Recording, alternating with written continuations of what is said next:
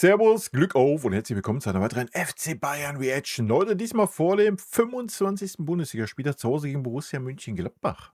Und bevor wir da reingehen, wie immer der Hinweis, wenn euch gefällt, was ihr seht, hypen, liken, kommentieren, abonnieren, Glocke aktivieren, wenn ihr nichts verpassen wollt. Und damit gehen wir rein in den Bums. Und zahlreichen schönen, schlauen Fragen. Bitte schön. Wer Schönen, beginnt? schlauen Anna Reif Fragen. in Da bin ich ja Reihe mal 1 für gespannt. Merkur und TZ. Hallo, guten Morgen. Hallo. Herr Kompany, mit 11 Punkten Vorsprung gehen Sie jetzt in die letzten 10 Spiele. Es gab mal einen Trainer, der hat mit einem ähnlichen Vorsprung gesagt, die Bundesliga ist vorbei.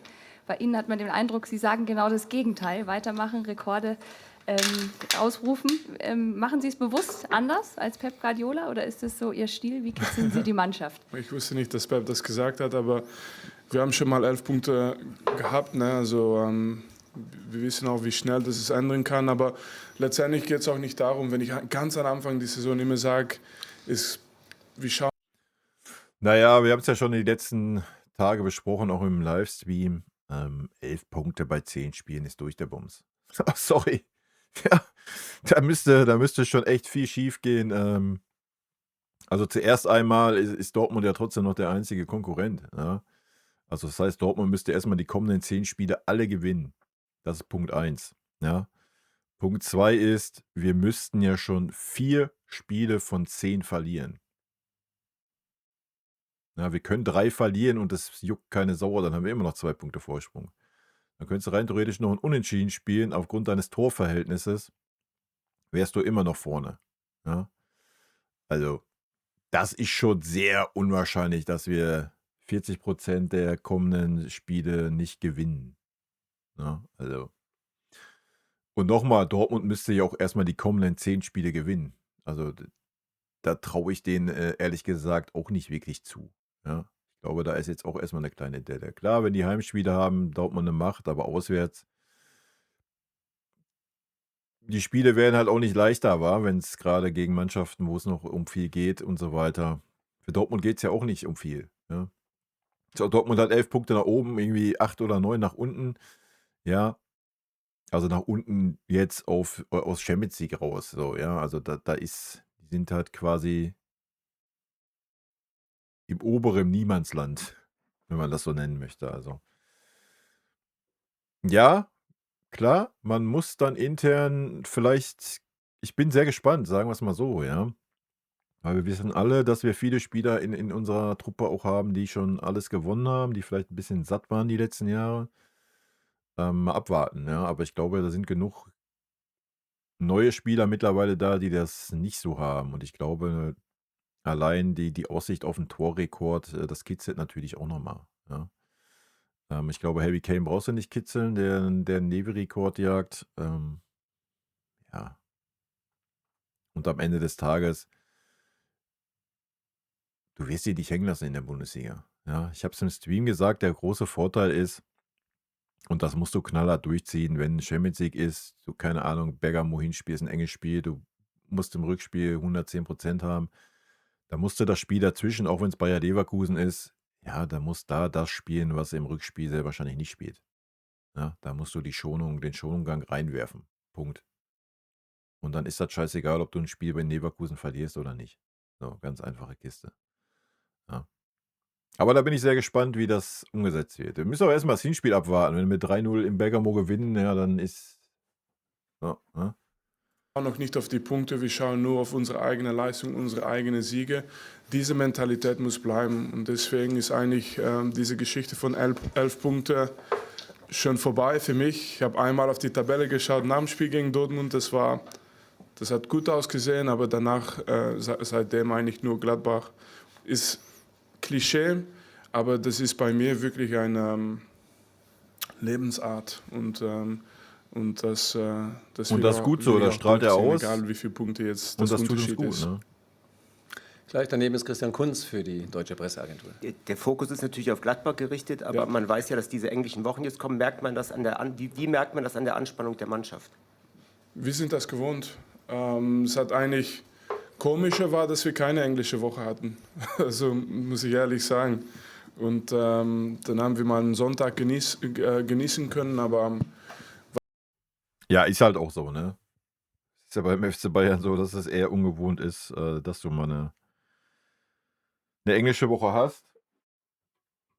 Aber ich denke, wenn man die Leistung gesehen hat, glaube ich, tut es ganz gut, dass man auch mal keine englische Woche hat. Was jetzt auf uns zukommt, ist eigentlich, was wir gewohnt sind. Und ja, die Mannschaft ist wir haben die Kader auch, um diese Spiele zu bespielen. Sie haben auch gesehen, das habe ich auch schon früher erklärt, wenn wir ganz wenige Spiele haben, dann gibt es einige Spiele, die vielleicht wenige Minuten machen auch. Und das wird jetzt in den nächsten Monaten wieder ändern. Wir werden wieder jede Spiele brauchen und unser Kader ist dafür gebaut. Auch Reihe 1, Torben Hoffmann für Sky, bitte. Winnie, da würde ich gerne anschließen. Ist es für dich jetzt wichtig, auch Spieler, die jetzt zuletzt weniger gespielt haben, Lennart Kahl, Leon Goretzka, Min-Jae Kim, Guerrero, da gibt es ja einige zu nennen, Tom Bischof, sendest du mal als erstes, Kollege. Oh, der Blick von Winnie. Ein Standbild rausgeholt vom Teufel, ey. Bischof, dass du die jetzt möglicherweise, ohne jetzt die Aufstellung komplett zu verraten, aber möglicherweise gegen Gladbach dann eben halt auch Spielzeiten gibst, dass die eben halt auch im Spielrhythmus bleiben, Spielfitness beibehalten, oder sagst du, die Mannschaft so wie gegen Dortmund eingespielt, dann eben auch gegen Bergamo jetzt ein paar Wochen noch weiter durchspielen zu lassen? Ja, ich glaube, es gibt vielleicht, wenn ich das ganz objektiv bewerte, und das können Sie dann nochmal nachschauen, Sie werden sehen, ich glaube, das stimmt ungefähr, es gibt vielleicht 2 Spieler, die ein bisschen weniger Rhythmus haben, weil wir wenige Spiele haben und die sind vielleicht nicht mehr reingekommen oder die haben etwas lange nicht mehr gespielt, nur 2. Und das, glaube ich, das wird sich drehen in den nächsten Monaten, in die nächsten 3-4 Wochen. Also ich mache mich grundsätzlich eigentlich keine Sorgen über das Spielfitness von unseren Jungs. Alle anderen, ich glaube, Lennart Kahl hat noch nicht so lange her 90 Minuten gespielt. Das war seine erste 90 Minuten gespielt und Sie können die Liste und Sie werden sehen, dass die Jungs eigentlich bereit sind. Und wir haben uns mental vorbereitet auf diese englische Woche, die jetzt auf uns zukommt, plus Nationalmannschaft auch noch. Und ja, wir freuen uns drauf. Ja. Für mich als Trainer ist sogar, okay, Klar freust du dich drauf, wenn Champions League K.O.-Phase losgeht, Alter. mehr Arbeit auf jeden Fall, aber es ist auch einfacher, weil die Jungs wissen jetzt auch, die Momente kommen. Und so sind wir auch hier gekommen, wo wir sind, mit dieser Kader. Sie haben diese Monate Oktober, November, auch alles nach dem Club-WM, wie wichtig das war für uns, um alle Jungs zu nutzen. Und jetzt sind wir hier und diese Vertrauen ist genauso groß wie vorher. In der zweiten Reihe Heiko Niederer für die Bild-Zeitung. Frage geht in die ähnliche Richtung. Der Bundestrainer Julian Nagelsmann hat jetzt ein größeres Interview gegeben und dabei auch so ein bisschen über die Position geredet, wen er wie einplant.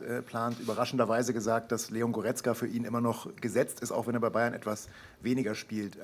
Überrascht Sie diese Aussage ein bisschen? Und ganz generell, inwiefern planen Sie jetzt, wo die WM kommt, Der Winnie jetzt dazu was sagen wird. immer näher? Es gibt viele Spieler, die natürlich jetzt irgendwie spielen müssen, gucken. Haben Sie das im Hinterkopf oder ist Ihnen das im Endeffekt völlig egal, wer wie viel spielt oder wer noch auf irgendeinen WM-Kader aufspringen will? Ja, bei mir würde alle Bayern-Spiele gesetzt sein. Also ich kann nicht gegen diese Aussage sein. Und wenn ich das jetzt ernst beantworte, ist es für mich auch nur die Priorität von was wir erreichen müssen. Und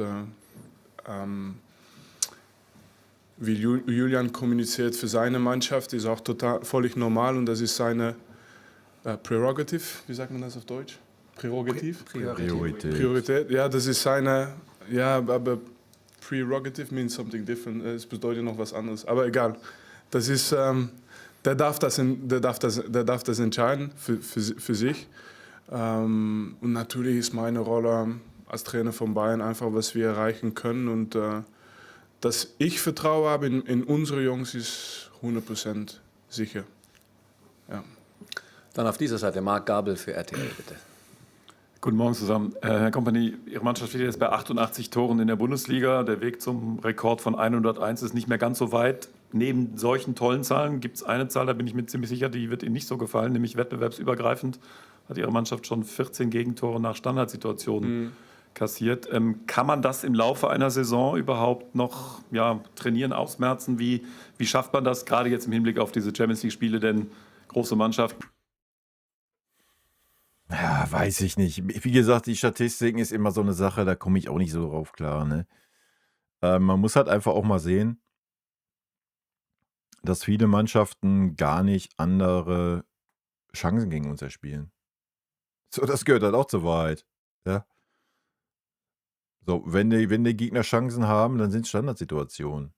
Es gibt ganz, ganz wenige Gegner, die aus dem Spiel heraus mal 3, 4, 5 Torchancen gegen uns erspielen. Ja, wenn, dann sind es Freistöße, Ecken oder sowas. Ja. Und dann, klar, ja, wenn du dann die Dinger nicht gut verteidigst, ja, dann kommt so eine Statistik zustande, ne? Aber wenn wir jetzt mal wettbewerbsübergreifend, hat er erzählt, was? 15 Tore nach Standards? Ich weiß nicht, wie viele Spiele haben wir jetzt gehabt? 10 Champions League, 24 Bundesliga, 4 Pokal oder was? Ja, mei. Was los? Solange du vorne dann dafür 3 Tore machst, wenn du hinten 1 kriegst, ist ja alles gut, ne? Wenn man sich man müsste sich die Tore im Detail angucken, so, ja. Ob es jetzt individuelle Fehler waren, ob es einfach auch gut mal gemacht ist. Ja, das gehört ja auch dazu. Ja, der Gegner hat natürlich auch Qualität. Und wenn der Gegner eine Qualität bei Standardsituationen hat, ja, Statistiken, wa? Ich glaube, am Ende des Tages, wenn du deutscher Meister wirst mit einem neuen Torrekord, den DFB-Pokal gewinnst und I don't know, mal gucken, wie weit wir in der Champions League kommen. Ich glaube, dann ist diese Statistik absolut hinfällig. Wie Arsenal und so weiter, die nutzen sowas, so eine Schwäche in Anführungsstrichen wahrscheinlich gnadenlos aus. Ja, trotzdem schön, dass Sie erstmal angefangen sind mit den guten Zahlen. Und nein, dass wir nicht perfekt sind, das ist Fakt. Und wir versuchen jeden Tag zu arbeiten auf eine bessere Version von FC Bayern. Nicht vergessen. Das kommt ja auch noch dazu, wa? Welche Mannschaft ist schon perfekt, Alter? Ja. Ich meine, wir müssen ja auch immer ein bisschen unterscheiden. Verlieren wir dadurch Spiele? So, dann kann man das Fass natürlich aufmachen. Natürlich, wenn du, keine Ahnung, in der Champions League dadurch ausscheidest oder sowas, dann hast du natürlich ein Thema, aber ansonsten, welche Mannschaft ist perfekt, Alter? Wir haben eine Phase gehabt, weil sonst hätte sie die Frage jede Woche gestellt, haben sie schon 3, 4 Monate nicht mehr gemacht. Das heißt, wir hatten eine Phase, wo wir das fast täglich besprochen haben. Da haben wir auch die meisten Gegentore bekommen in dieser Phase auf Standards. Und jetzt natürlich ist es aktiv, weil wir haben gegen Dortmund, aber ich glaube, dass insgesamt jetzt die letzte Phase hier, dass wir eigentlich auf einem guten Weg sind. Und dann haben Sie vielleicht noch eine Zahl vergessen, weil wir trotzdem über Standards sprechen, ist, dass wir eine der Besten in Europa sind, wenn es geht über, wie wir angreifen auf Standards. Also insgesamt wollen wir das besser machen, ja. Aber wir haben Fortschritte gemacht und wir werden das auch so weitermachen. Nebendran Stefan Kumberger für Sport 1. Guten Morgen, ich habe 2 Fragen. Vincent, der Kollege hat das Nagelsmann-Interview schon angesprochen. Welche Wirkung haben solche deutlichen Worte auf Ihre Spieler? Hilft das? Gibt es einen Push? Gibt es Selbstbewusstsein? Und Herr Freund... Ey, was interessiert denn dem Winnie, was der Nagelsmann über irgendwelche Bayern-Spieler erzählt, was die Nationalmannschaft betrifft? Jetzt mal ernsthaft. Also. Max Eberl hat sich hier mal kritisch geäußert über die U21-Liga. Jetzt ist sie da. Wie blickt der FC Bayern auf die Einführung? Ich habe es nicht gelesen. Ich habe keine Ahnung, was das... Dass Goretzka auf jeden Fall spielt. Ja, also das habe ich jetzt mitbekommen. Also, weil ich es nicht gelesen habe, muss ich jetzt auch nichts dazu sagen. Keine Ahnung. Die Jungs, was für mich wichtig ist, ist schon diese Bubble. Ne? Das haben wir schon noch besprochen. Es geht nicht nur über Kommunikation von Fans oder Media oder so. Es geht einfach über das Gesamt, dass wir einfach unseren Fokus haben. Die Jungs haben heute Training 1 Stunde oder 1,5 Stunden und da müssen die zeigen. Und dann haben wir morgen Spiel, da müssen die zeigen. Alles andere für mich ist einfach, ich hoffe auch für die Spiele, nicht so wichtig, weil alles wird gelöst auf dem Platz, nicht daneben. Ja, das ist ja, was ich sage. Was interessiert ein Vincent Kompany oder was interessiert den FC Bayern, was ein was ein Julian Nagelsmann zu irgendwelchen Bayern-Spielern erzählt. Ja, das mag vielleicht den einzelnen Spieler dann irgendwie mal interessieren, so, ja, wenn es positiv ist oder negativ. Aber am Ende des Tages, was interessiert das ein Vincent Kompany, was das Training oder die Spiele beim FC Bayern angeht, Alter? Ja. Nothing. Ja. Ja, es wurde, glaube ich, viel diskutiert, auch in den letzten Monaten, letzten Jahren. Wie können wir den jungen Spielern Spiele geben, Einsatzminuten geben? Und es ist, glaube ich, ein interessanter Ansatz, diese U21-Liga. Wir als Bayern München natürlich, wenn wir im Herbst dann Youth League spielen mit unserer Mannschaft, dann wird es da vom Zeitplan her schwierig, noch Spiele einzubauen. Aber im Frühjahr sieht es dann vielleicht schon wieder anders aus. Also wir von Bayern waren wir ja auch dabei und haben das unterstützt. Aber es ist ja für das ganze Land, für das ganze Fußballland Deutschland, glaube ich, einfach interessant, sowas auszuprobieren und einfach mit dem Hintergrund, dass die Jungs Spielzeiten bekommen, so viel als möglich. Und das ist eben nicht immer so einfach, den jungen Spielern Spielzeiten zu geben. Und es ist ja nachweislich bewiesen, dass Spielzeiten einfach das Wichtigste ist und mit nichts zu ersetzen sind. Und darum, glaube ich, ein interessanter Ansatz. Bin ich gar nicht im Thema drin, höre ich das gerade das erste Mal. Also soll es eine U21-Liga geben, oder was? U21-Bundesliga, gab es das nicht schon? U21-Bundesliga? Oder war das nur U19, U17-Bundesliga, oder was? I don't know. Muss ich mich mal schlau machen, was es damit auf sich hat, bevor ich mir da mal irgendwie eine Meinung zu bilde. Aber natürlich, ja, Spielzeit ist natürlich wichtig. Aber ich weiß nicht, ob Spielzeit U21 gegen U21 dir so viel bringt, als wie Spielzeit selbst in der 4. Liga, wo die Jungs gegen Erwachsene spielen. So, das ist ja nochmal ein Unterschied. Ja.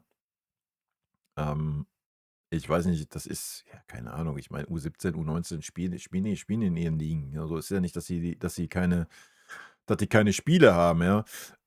Wie gesagt, ich finde es dann schon wichtiger, dass die Jungs an den Männerfußball herangeführt werden, ne, und nicht gegeneinander darum kicken. Weiß ich nicht. Schwieriges Thema. Aber wie gesagt, ich habe keine Ahnung, wie das umgesetzt ist. Vielleicht ist das ja auch irgendwie, dass da 3, 4 Ältere pro Team spielen dürfen. Whatever. I don't know. Muss ich mich mal einlesen. Schnell wieder Wechselmikrofon, bitte. Christian Kunz auf der anderen Seite.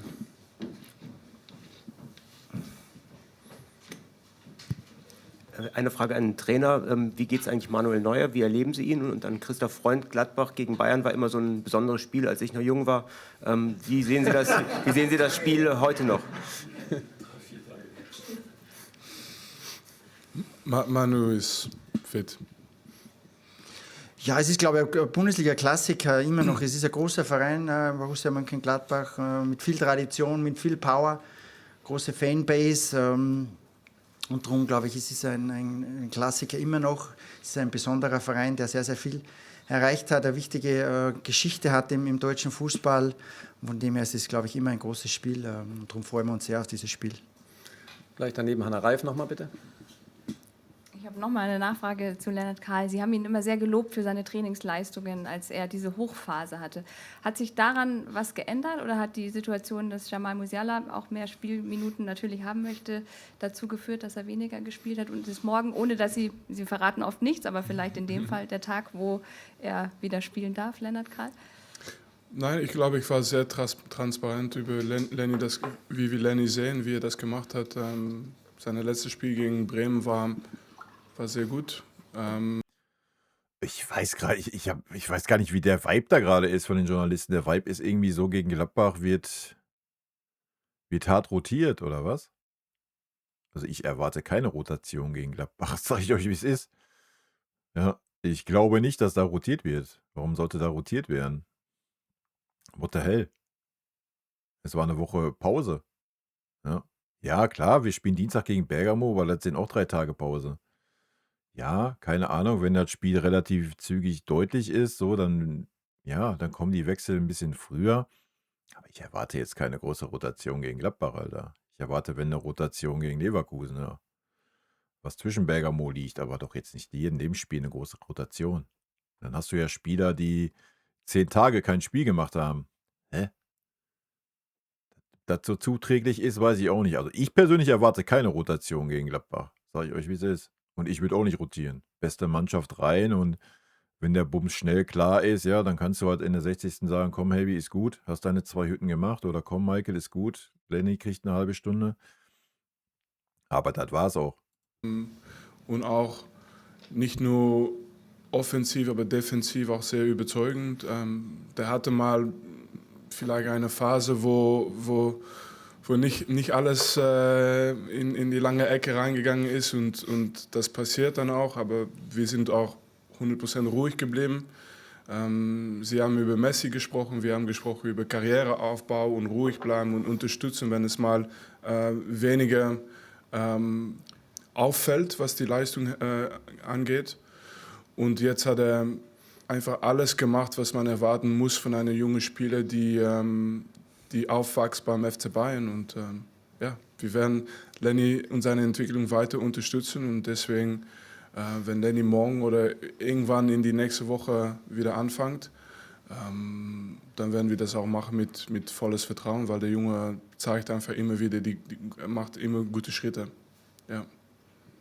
Dann Torben Hoffmann nochmal, vielleicht die letzte, ja. Kurze Frage, die kommt nochmal vom Kollegen Kunz immer, aber wie sieht es im Kader aus? Also Ito und Davis, das ist klar, die stehen beide noch nicht zur Verfügung. Ist gestern im Training noch irgendwas passiert oder irgendeiner da außer der Reihe nicht zur Verfügung steht? Naja, dann können Sie kurz alles aufschreiben. Ito ist nicht dabei, Fonsi ist nicht dabei und Harry Kane ist nicht dabei. Warum? Ja, weil er nicht dabei ist, weil er hat einen Schlag bekommen auf seine Wade und der hat sich nicht erholt. Und es ist nur ein Schlag. Wir sehen das nicht als ernsthaftig für die langere Zeit, aber dieser eine Tag hat uns vielleicht noch gefehlt für ihn. Eieiei, Harry ist nicht am Stissel. Eieiei, wer spielt denn da vorne? Niklas? Oder doch der Serge? Ja. Deswegen sitzt er Und da muss Kimmich ja mal liefern im Spielaufbau. Eieiei. auch in Reihe 1. Wir gehen davon aus. Also es ist nicht, Sie sehen auf meine Körpersprache, ich bin ziemlich entspannt. Wir sind ziemlich entspannt. Natürlich hätten wir uns Harry dabei gewünscht. Aber gut, es kann passieren. Aber noch wichtiger ist die Jungs, weil wir haben jetzt alle Fragen gestellt, nicht eine Frage über Gladbach. Christoph hat das beantwortet, aber für mich keine. Aber wichtig ist, dass die Jungs, die morgen dabei sind, die freuen sich riesig auf dieses Spiel und die sind heiß drauf. Und ja, wenn Harry nicht da ist, dann gibt es wahrscheinlich einige Jungs, die schon hoffen, okay, jetzt habe ich meinen Moment und da freuen wir uns auch auf als Staff, dass wir das mit begleiten dürfen. Alright. Ich hoffe, ihr freut euch auch. Wie gesagt, ich wüsste jetzt nicht, welche Jungs da ihren Moment haben sollten. Entweder ist Niklas Jackson vorne drin oder alternativ stellst du einen Serge da rein. Das war's aber auch. Ja. Viele andere Möglichkeiten hast du ja nicht. Es sei denn, du möchtest komplett ohne irgendeinen Stürmer spielen. Kannst natürlich mit Musiala und Lenny auflaufen, aber Lenny in der Zentrale ist halt auch so. Meh. Morgen Abend in der Arena sehen wir uns. Danke, servus. Danke. Ciao. Servus. Servus. Ja gut, dann haben wir ja doch noch eine Info mitgenommen. Hey, wie Kane fällt aus. Und in diesem Sinne, Leute, rot-weiße Grüße gehen raus. Habt ein schönes Wochenende. Tschüssi. Vielen lieben Dank für euren Support hier auf dem Kanal. Und in diesem Sinne, gute Freunde kann niemand trennen.